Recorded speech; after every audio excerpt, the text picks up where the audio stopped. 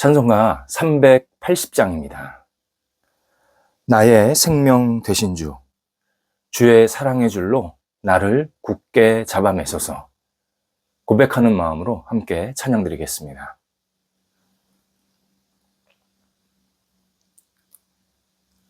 함께 기도드리겠습니다. 하나님, 주님께서 주시는 평안으로 한날을 보내게 하심을 감사드립니다. 주님의 거룩한 평화가 저희 영혼에 오늘도 날마다 임하여 주옵소서. 흔들리는 세상에서 주님만을 바라보고 의지하게 하옵소서. 어두운 세상에서 빛이신 주님을 따르게 하옵소서. 잘못된 길에서 저희를 온전하게 건져주옵소서. 감사가 넘치는 영혼으로 주님을 찬양하게 하옵소서. 기쁨의 영혼이 되어 주변을 밝게 하는 저희가 되게 인도하옵소서. 평상에 있는 사랑하는 환우들을 붙잡아 주옵소서. 오늘도 주님을 바라보고 의지하오니 주의 거룩한 손길로 어루만져 주셔서 회복과 치유가 나타나게 하소서. 어떤 자리에 있든지 주님을 놓치지 않게 하시고 환우들이 주께서 나를 사랑하심을 고백하며 넉넉하게 지금의 어려움을 이겨낼 수 있게 하옵소서. 오직 하나님께서 허락하시는 그 능력의 손길이 평상의 자리에 가득 임하여 주시어서 오늘도 희망을 갖게 하시고 나아지게 하시고 새롭게 되는 영육이 될 수 있도록 함께 하옵소서. 옆에서 애쓰시는 가족들을 붙잡아 주옵소서. 평안하게 하시고 은혜가 넘치게 하시고 하나님께 주시는 능력으로 모든 역할들을 감당하기에 어려움이 없게 하옵소서. 자녀들이 오늘도 그리스도 안에서 기쁨으로 감사함으로 생활하는 한날이 되게 하옵소서. 자녀들의 생각 속에 하나님의 뜻을 부어주시고 평생을 주님 의지하는 하나님의 사람들로 날마다 굳건히 세움받도록 인도하옵소서. 어린 자녀들 무럭무럭 잘 자라가 성장하게 하시고 주님을 경외하는 마음이 더 깊어지게 하옵소서. 귀한 영혼들을 키우는 부모 세대들에게도 함께 하셔서 은혜 주시고 사랑 주시고 감사 주시어서 우리 부모님들이 모든 역할들 감당할 때마다 마음에 기쁨으로 주님을 찬양하게 도와주시고 하나님께서 주시는 평안이 그 가정 속에 날마다 임하여 주옵소서. 태 속에 귀한 생명 허락하신 것 감사를 드립니다. 무럭무럭 잘 자라게 하시고 은혜 가운데에서 순산할 때까지 모든 상황들 건강을 지켜 주시옵소서. 학업에 있는 자녀들을 오늘도 주님께서 선하게 이끌어 주옵소서. 공부할 때에 최선을 다하게 하시고 하나님이 주시는 비전에 따라 움직일 수 있게 하여 주옵소서. 좀 부족한 것이 있을지라도 마음에 낙심하거나 속상해하지 않게 하시고 잘하는 것이 있을지라도 교만하거나 우쭐대지 아니하도록 모든 상황들을 주장하여 주옵소서. 부족한 것은 성령께서 채워주시고 잘하는 것은 더 잘할 수 있도록 독려해 주시어서 우리 사랑하는 자녀들이 학업의 자리가 복된 자리, 희망이 넘치는 자리, 도전하는 자리, 새로운 길로 나아갈 수 있는 통로가 되도록 모든 상황들을 주장하여 주시옵소서. 하나님, 장성한 자녀들이 오늘도 주님 안에서 건강하게 맡겨진 역할들을 잘 감당하게 하옵소서. 기쁨으로 잘 이 땅을 살아갈 수 있도록 순간순간 길이 열리게 도와주시고 많은 사람들에게 은혜와 사랑을 나눠주는 복의 통로로 살게 하여 주옵소서. 어떤 형편에 있든지 주님을 놓치지 않게 하시고 주께 주시는 기회가 생겼을 때 담대하게 나아가게 도와주셔서 좋은 은혜의 열매가 삶의 충만히 맺히도록 인도하여 주옵소서. 좋은 만남도 있게 해주셔서 만남 속에서 하나님을 바라보며 의지하게 도와주시옵시고 만남에서 가정의 분복도 누릴 수 있도록 인도하여 주옵소서. 독립한 세대들 붙잡아 주옵소서. 가정의 은혜를 주시고 하나님이 주시는 능력으로 마음껏 쓰임받는 각 세대가 되도록 함께하여 주옵소서. 성도들의 일터를 오늘도 주님께 내어 맡깁니다. 하나님, 성도들의 일터가 주님 앞에 쓰임받는 일터, 주의 기쁨이 넘쳐나는 일터, 감사가 일어나는 일터, 소망이 있는 일터가 되게 하옵소서. 손대고 계획하는 일들이 형통하게 하시고 문이 활짝 열리게 하시고 많은 사람들에게 그리스도의 은혜와 사랑을 나눠주는 복의 통로가 되는 일터가 되도록 인도하여 주옵소서. 성도들이 일할 때마다 아름다운 열매가 맺히게 도와주셔서 이 땅을 하나님의 은혜로 살기에 부족함이 없게 하시고 빛이 되게 하시고 하나님 나라에 크게 쓰임받는 각 일터가 되도록 인도하여 주옵소서. 다시 준비하고 앞을 향해 나아갈 때에 모든 길을 선하게 이끌어 주셔서 한 단계 한 단계 주님의 뜻을 이루며 하나님의 방법대로 결실들이 맺히게 하옵소서. 어려움 중에 있는 일터를 붙잡아 주옵소서.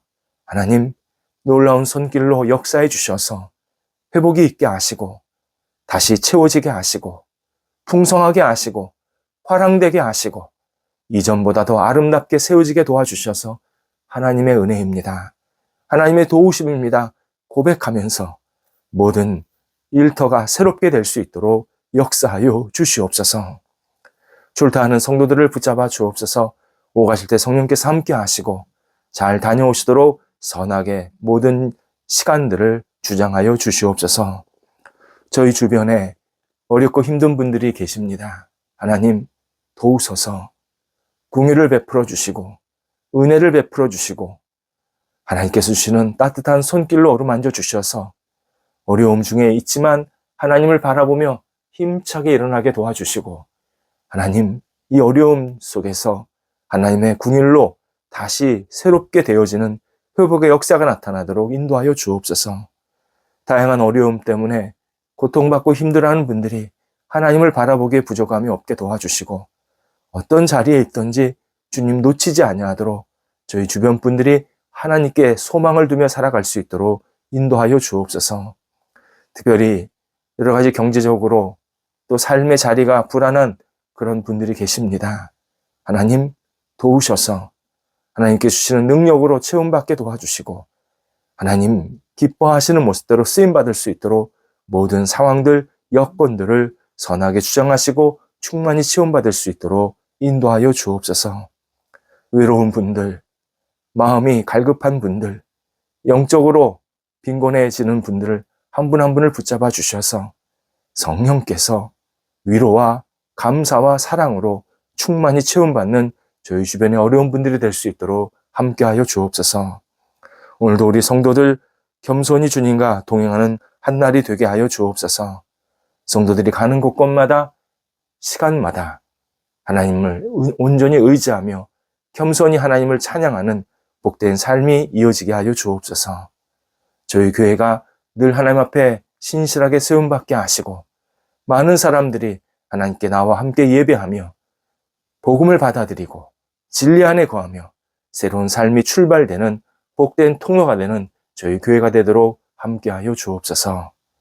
예수님의 이름으로 기도드립니다. 아멘. 오늘 우리에게 주시는 하나님의 말씀은 구약성경 출애굽기 35장입니다. 1절에서 3절까지의 말씀입니다. 출애굽기 35장 1절에서 3절까지의 말씀입니다. 살아계신 하나님의 말씀을 봉독합니다. 모세가 이스라엘 자손의 온 회중을 모으고 그들에게 이르되 여호와께서 너희에게 명령하사 행하게 하신 말씀이 이러하니라. 엿새 동안은 일하고 일곱째 날은 너희를 위한 거룩한 날이니 여호와께 엄숙한 안식일이라. 누구든지 이날에 일하는 자는 죽일지니 안식일에는 너희의 모든 처소에서 불도 피우지 말지니라. 아멘. 마르코 폴로는 13세기 그리고 14세기 어간에 걸쳐 살았던 이탈리아 베네치아의 상인입니다. 그때는 이탈리아가 아니라 그냥 베네치아 공국이었는데 그 베네치아 공국의 상인의 아들로 태어났습니다. 그는 유럽에서 아시아로 넘어가는 실크로드, 이것을 알게 되었습니다. 이에 아버지에게 자기와 함께 그 길을 따라서 여행을 하자고 조르게 됩니다. 그의 나이 16살입니다. 그가 아버지를 재촉해서 실크로드를 탄 이유는 큰 장사꾼, 부유한 장사꾼이 되기 위함이었습니다. 아시아의 물건, 그게 뭐가 있는지 모르겠지만 아시아의 물건을 유럽에다가 가져 팔면 분명히 이윤이 남을 것이다. 부유하게 될 것이다. 예측하면서 이 일을 했던 겁니다. 16살에 이 정도 생각했다는 거 참 대단한 해안입니다. 그리고 21살 때 드디어 중국, 당시는 원나라였습니다. 그 원나라에 도착합니다. 도착하자마자 그의 눈이, 그의 마음이 완전히 뒤집혔습니다. 새로운 세상을 발견한 겁니다. 자기는 장사하러 여기 왔는데, 물건 가지고 넘어가려고 여기 왔는데, 그런 생각이 싹 사라진 겁니다. 동양의 문화를 배우고, 그리고 동양의 여러 가지 어떤 환경들, 가치들을 배우고 싶은 마음이 가득 생기게 됩니다. 이에 원나라 황제, 그러니까 원나라는 몽골이니까요. 결국 몽골 황제 밑에서 17년 동안 행정 업무를 담당하게 됩니다. 시간 될 때마다 중국 전역을 다니면서 다양한 탐사 활동, 또 연구 활동을 하게 되었습니다. 그는 중국을 중심으로 해서 동양의 어떤 문화나 풍습이나 문물이나 질이나 이런 것들을 보면서 계속 놀랍니다. 유럽이 갖지 못한 또 다른 장점이 있었다라는 사실을 깨닫게 됩니다. 그가 다시 베네치아로 돌아갔을 때 마침 베네치아와 이웃나라 간에 전쟁이 일어납니다. 그리고 본인은 포로로 잡혀서 잠시 감옥에 갇혔습니다. 이때 내가 후세들을 위해서 무엇을 할 수 있을까? 내가 지금 원치 않게 이 감옥에 지금 있는데 어떤 일을 할 수 있을까를 생각하다가 글을 써야겠다. 마음을 먹게 됩니다. 그래서 그가 쓴 글이 동방견문록. 원래 제목은 1밀리오네입니다. 100만이라는 뜻인데요. 100만 가지 이야기가 들어있다라는 뜻으로 이 글을 쓴 겁니다. 본인이 직접 쓰지를 못하고 옆에 있던 그 작가가 하나 있었다고 그러는데 그에게 자기가 이야기를 해주고 작가가 그 글을 대필해주는 형식으로 결국 동방견문록이라는 글이 나타나게 되었습니다. 이 글은 훗날 콜럼부스가 대항해 시대를 여는데 결정적인 역할을 합니다. 이게 콜럼부스의 중요한 참고 서적이었습니다. 또 유럽 사회가 동양을 이해하고 받아들이는데 중요한 역할도 했고 서양에서 동양과 교류할 때 이 책이 또 많은 도움을 주게 됩니다. 저도 읽으면서 과거 동양 문화에 이러한 장점이 발달된 것이 있었구나 알게 된 것도 꽤 많습니다. 당시 중국에서 이 13세기, 14세기 그 초에 중국에서 지폐가 처음으로 사용되었다. 그런 글도 읽게 됩니다. 안타깝게도 당시 우리나라가 고려시대였는데요. 고려까지는 이 마르코 폴로가 방문하지 못한 것으로 확인이 됩니다. 별로 언급이 없는데 일본은 언급을 하고 있었습니다. 일본을 갔다기보다도 누구한테 얘기를 들었을 것 같은데요. 이 일본을 뭐라고 표현했냐면 지팡구, 재팬의 어원이 된 겁니다. 지팡구라고 표현을 했습니다. 그리고 말하기를 황금의 나라다. 그렇게 극찬도 했습니다. 하나님은 우리에게 종종 쉼의 시간을 허락해 주십니다. 우리 기계처럼 평생 막 돌다가 끝내라.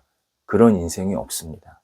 반드시 중간중간에 브레이크 타임, 휴식 시간을 주시고 또 어느 시간이 되면 좀 휴식 시간이 길 때도 있습니다.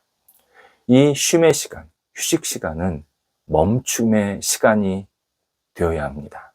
숨을 고르는 시간이 되어야 합니다. 어떤 사람은 쉼을 노는 시간으로, 신나게 즐기는 시간으로 여기기도 하는데 이건 매우 잘못된 시간 활용 방법입니다. 다음 단계를 준비하는 진정한 충전의 시간으로 이 쉼의 시간, 휴식 시간을 활용해야 합니다. 마르코 폴로가 원치 않게 감옥에 갇혔을 때 다음 세대를 위해서 글을 쓰려고 했던 것처럼 마찬가지로 우리도 쉼의 시간에 다음 단계를 준비하는 지혜로운 충전의 시간, 회복의 시간, 채우는 시간을 계속 가져야 합니다. 이것이 슬기로운 휴식 사용법입니다. 본문에서 하나님은 놀라울 정도로 안식, 곧 쉼에 대해서 강조하고 계십니다. 엿새, 6일은 열심히 일하지만 일곱째 날은 반드시 쉬어야 한다. 만약 쉬지 않는 사람이 있다면 그를 죽일지니라 말씀하십니다. 조금 이상하지 않습니까? 안식일에 쉬지 않는다고 죽을 일인가? 왜 이렇게 하나님은 무시무시하게 명령을 내리셨는가? 우리 이런 생각할 수가 있습니다. 하지만 하나님께서 왜 이렇게 말씀을 하시는지 이 전체 상황을 조금 이해할 필요가 있습니다. 오늘 본문은 이스라엘 백성이 시내산 어귀에서 금송아지를 만들어서 이것이 우리가 믿는 하나님이다 숭배한 사건이 일단락된 후에 일어난 하나님의 말씀입니다. 금송아지를 만들어 숭배한 사건, 하나님의 마음을 찢어지게 하는, 고통스럽게 하는 잘못된 사건이었습니다. 하나님과 이스라엘 백성들 사이에 맺은 이 거룩한 언약 자체가 완전히 무너지고 사라질 수 있는 심각한 사건이었습니다. 하나님이 이스라엘 백성들을 버리셔도, 무너뜨리셔도, 완전히 그 씨가 마를 정도로 없애셔도 누구도 거기에 반론을 제기할 수 없는 그런 심각한 사건이 이 금송아지 숭배 사건이었습니다. 하지만 하나님께서 긍휼을 베푸셔서 이 사건을 마무리하십니다. 그리고 하신 말씀이 다시는 나 외에, 하나님 외에 다른 신을 섬기지 말라고 강조하십니다. 오늘 본문은 그 연장선상에서 하시는 말씀입니다. 2절에 의하면 일곱째 날, 안식일입니다. 안식일은 너희를 위한 거룩한 날이다. 여호와께 엄숙한 날이다. 이렇게 표현을 하고 계십니다. 안식일의 의미가 거룩한 날, 엄숙한 날이라는 의미로 알려주고 계십니다. 엄숙한, 본디 뜻이 하나밖에 없는 유일한, 특별한 그런 의미입니다. 앞에 이 거룩한과 그리고 엄숙한이 서로 짝을 이루어서 안식일은 하나님께 너무 중요한 날임을 강조하시는 표현입니다. 하나님은 안식일을 그 어떤 날과도 바꾸지 않으십니다. 그래서 하나님도 천지를 창조하시고 일곱째 날을 쉬셨습니다. 하나님께서 만드셔서 보기에 심히 좋았다라고 그렇게 세상을 칭찬하셨는데 그것으로 끝내고 하나님께서 마지막 일곱째 날은 쉬신 겁니다. 굉장히 중요한 의미가 있습니다. 이스라엘 백성들이 안식일을 지키는 것은 하나님을 하나님으로 인정하는 삶의 태도라고 말씀하시는 겁니다. 반대로 안식일을 가벼이 여기면 하나님을 무시하는 행동입니다. 하나님을 따라가지 않는 행동입니다. 마치 금송아지를 숭배하는 것과 같다 말씀하시는 겁니다. 그래서 안식일을 어겼을 때 그 어떤 징벌보다도 강한 징벌을 오늘 본문에서 말씀하고 계십니다. 그렇다면 우리에게 안식, 곧 쉼의 시간은 어떤 의미이겠습니까? 하나님을 인정하면서 하나님의 은혜를 기억하는 날입니다. 하나님의 사랑을 기다리는 날입니다. 하나님께서 하실 일들을 소망 가운데 바라보면서 우리도 준비하는 날이 되어야 합니다. 이것이 거룩하게, 엄숙하게 안식일, 휴식 시간을 지키는 모습입니다. 당연히 개별적으로 좋은 시간, 여행도 갈 수 있고, 어떤 일, 역할도 할 수 있고, 또 뭔가 의미 있는 시간을 다 보낼 수 있습니다. 다만, 목적이 중요합니다. 목적. 다음 시간을 주님의 뜻을 이루는 시간으로 보내기 위해서 충전하는 시간으로 채워야 합니다. 내 영혼, 내 육체, 내 시간을 허비하지 말아야 합니다. 뭔가 내 영혼을 축내는, 내 몸을 축내는 시간으로 잘못 활용하지 말아야 합니다. 다음 시간을 더 역할을 잘하기 위해서 충전하는 시간, 회복하는 시간, 은혜를 기다리는 시간, 사랑의 덧입힘을 받는 시간이 되어야 그런 시간이 하나님께서 기뻐하시는 안식일을 잘 지키는 구별된 휴식 시간이 되게 하십니다. 우리 쉼의 시간이 계속 이어지고 있는데요. 다음 단계를 준비하는 시간으로 다시 새롭게 이 시간들을 활용해야 합니다. 구별된 휴식, 다름이 아니라 하나님의 은혜, 하나님의 사랑을 생각하면서 내가 다음 단계에 어떻게 또 하나님의 뜻을 이룰 수 있을까? 준비하고, 기도하고, 다시 재충전받는 그러한 영적인 체험을 받는 시간이 구별된 휴식 시간의 의미입니다. 기도하겠습니다. 하나님, 저희가 구별된 휴식으로 오늘도 지혜롭게 잘 보내게 하옵소서. 충전하는 시간, 회복되는 시간, 감사와 은혜를 기다리는 시간이 채워지게 도와주시옵시고, 다시 새로운 일상을 시작할 때 저희 영혼 속에 충만한 지혜를, 열정을, 믿음을 부어주시고 이 휴식 시간을 통해서 하나님의 뜻을 이룰 수 있는 거룩한 마음이 되새겨지도록 인도하여 주시옵소서. 예수님의 이름으로 기도드립니다. 아멘.